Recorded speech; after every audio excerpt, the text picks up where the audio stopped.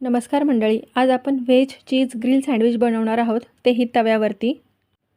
यासाठी आपण सगळ्यात आधी पुदिन्याची हिरवी चटणी बनवून घेणार आहोत। त्यासाठी मी पुदिन्याची एक गड्डी त्याची पाने तोडून स्वच्छ धुवून घेतलेली आहे। आता ही सगळी पाने एका मिक्सरच्या भांड्यामध्ये टाकून त्याच्यामध्ये 4 हिरव्या मिरच्या आणि 2 ते 3 चमचे भाजून सोललेल्या शेंगदाण्यांचा कूट घालणार आहे। त्यानंतर चवीनुसार मीठ टाकून याची घट्ट अशी पेस्ट बनवून घ्यायची आहे। तर तयार आहे आपली पुदिन्याची चटणी। आता आपण सँडविचसाठी लागणाऱ्या भाज्या बघूयात। इथे मी कांदा आणि टोमॅटो उभे चिरून घेतलेले आहेत आणि काकडी जी आहे ती गोल चिरलेली आहे। आता सँडविच बनवण्यासाठी आपण आणखी काय साहित्य घेतले ते पाहूया। इथे मी सँडविच ब्रेड घेतलेला आहे। हा स्पेशल सँडविचसाठीच मिळतो, तुम्ही इतर कुठलाही घेतला तरी चालेल। त्यानंतर हे चीज क्यूब घेतले आहेत अमूलचे। अमूल बटर घेतलेला आहे। इथे डॉक्टर ओटकरची फन फूड्स मेयोनीज घेतलेली आहे, ही स्पेशली सँडविचसाठी वापरतात। त्यानंतर ओरिगॅनो घेतलेला आहे, टोमॅटो केचप घेतलेला आहे आणि ही शेव घेतलेली आहे। ही शेव मी घरी बनवलेली आहे, तुम्ही मार्केटमध्ये मिळणारी कुठलीही शेव घेऊ शकता किंवा नसेल घ्यायची तर ही पूर्णपणे ऑप्शनल आहे। आता मी ते ब्रेडचे 3 स्लाइसेस घेतलेले आहे।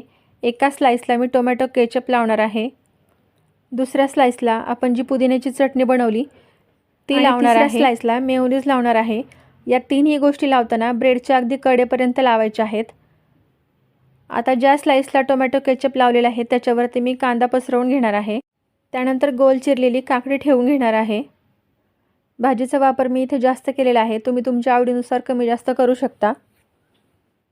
आता पुदिन्याची चटणी लावलेली जी स्लाइस आहे ती याच्यावर ठेवून घ्यायची आहे आणि त्यावर उभा चिरलेला टोमॅटो पसरवून घ्यायचा आहे। आता शेवटी ही शेव टाकून जी मेयोनीज लावलेली स्लाइस आहे ती याच्यावरती ठेवून घ्यायची आहे।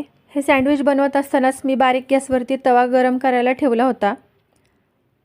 तो हलका गरम झाल्यानंतर त्याच्यावरती 1 चमचा बटर वितळवून घ्यायचा आहे।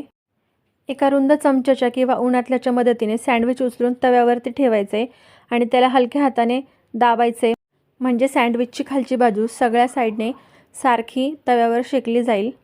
आता 3 ते 4 मिनिटं हे जे सँडविच आहे हे असंच ग्रिल होऊ द्यायचं आहे। 4 मिनिटं झालेली आहेत। आता आपण सँडविचच्या वरच्या बाजूला बटर लावून ते उलटवून घेऊया आणि याच पद्धतीने दुसऱ्या बाजूने देखील हे सँडविच ग्रिल होऊ द्यायचं आहे।